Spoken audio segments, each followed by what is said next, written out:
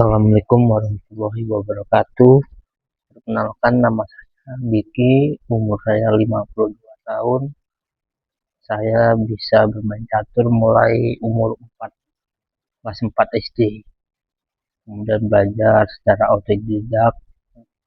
Belajarnya ya hanya sekedar saja karena dulu sangat sulit mencari ilmu catur, tidak ada internet, tidak ada klub-klub catur, bahkan jam catur itu masih sangat jarang. Pertama saya akan mengenalkan dalam dua kesalahan yang masih sering dilakukan oleh pecatur. Bahkan pecatur-pecatur saya pun kadang-kadang ya masih melakukan kesalahan itu. Pertama,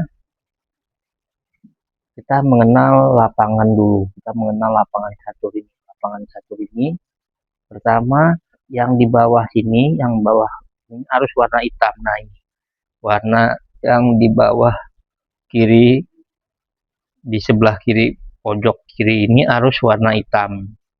Itu banyak pecatur yang kadang-kadang masih seperti ini. Nah, begini. Kemudian bidaknya disusun, itu kok kayak ada salah. Kadang-kadang ada yang sampai main beberapa langkah kok ada salah, akhirnya dibatalkan itu sama wasit, biasanya dibatalkan karena tidak sah. Sayang kan kalau kita sudah menang harus dibatalkan karena yang sebelah kanan, sebelah kiri ini putih, harusnya hitam seperti ini. Nah, begini. Oke, yang selanjutnya kesalahan yang kedua itu ini, kita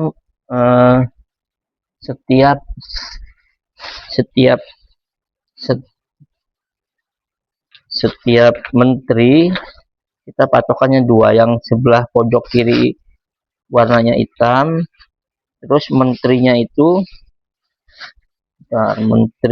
misalnya ini yang sering keliru itu, ini raja dan menteri itu sering ketukar tempatnya sering ketukar. Nah, menteri hitam harus di warna hitam, begitupun menteri putih harus di putih. Jadi yang menteri harus hitam harus di hitam, jadi harus sama warnanya. Itu yang dua hal yang masih sering terjadi kesalahan itu. Saya sendiri baru juga kemarin seperti itu, di lomba, di turnamen itu kadang-kadang kita salah susun.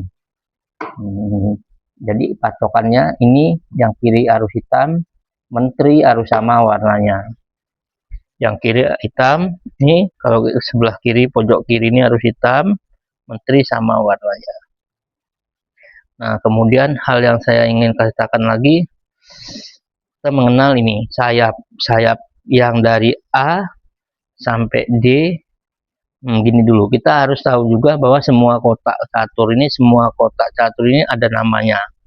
Yang ini A1, A2, A3, A4, A5, A6, B1, B2, B3, B4, B5, seterusnya. Ini C1, C2, C3, C4, C5, D1, D2, D3, D4, D5.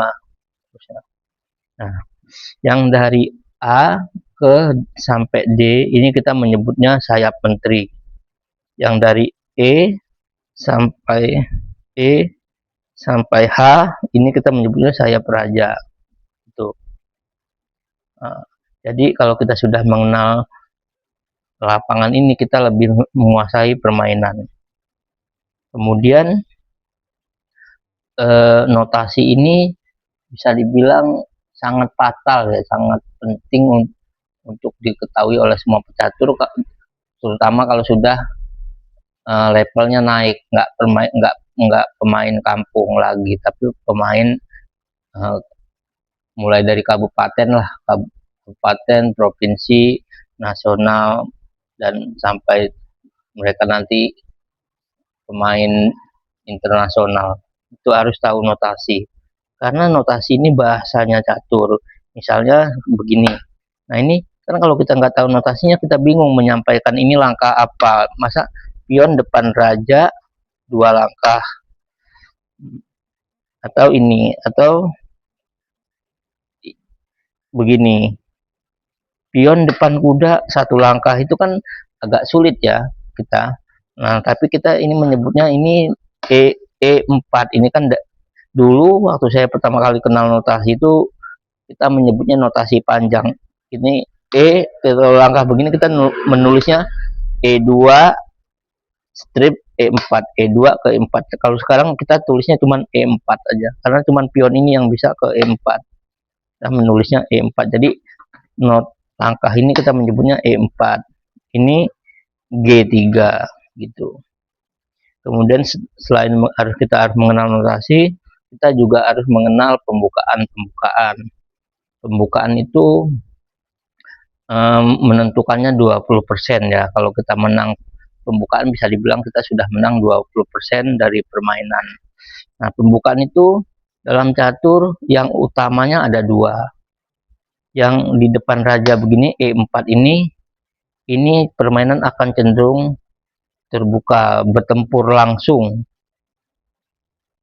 Dan ini biasanya cepat kalah dan cepat menang. Kalau D4 ini permainan posisional. Ini rumit ini banyak teori-teori dan banyak intrik-intrik. Sementara itu dulu perkenalkan ilmu-ilmu yang akan saya bagikan nanti itu bukan ilmu yang bukan ilmu yang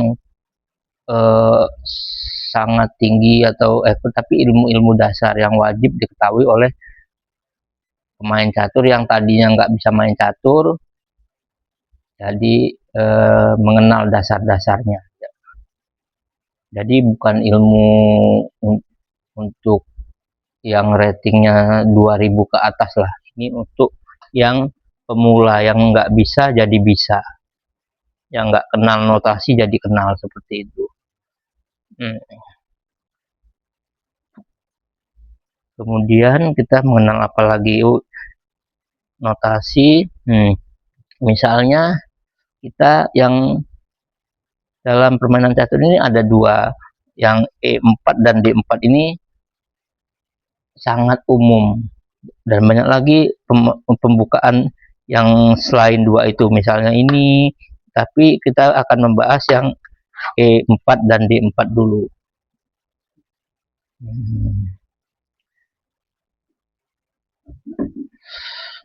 Yang E4 kita bahas pertama permainan Italia, pembukaan Italia. E4 dibalasnya ini E5. Kemudian ini gajah C4. Kemudian dia menjawab ini gajah kuda kuda F6 dibalas lagi, ini namanya apa? Kuda F3. Nah, ini Italia. Kemudian ada lagi yang begini, E4 DE5,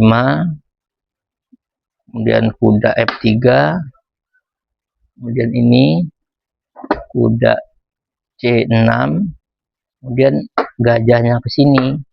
Nah, ini pembukaan Spanyol.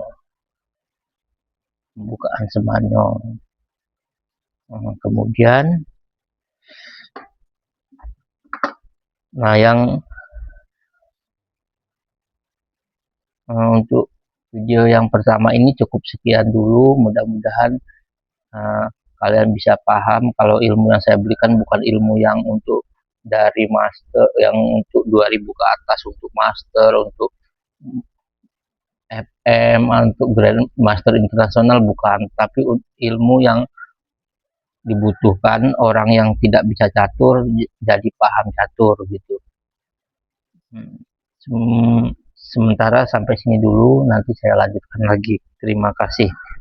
Jadi kalau video saya kurang profesional dimaklumi dulu.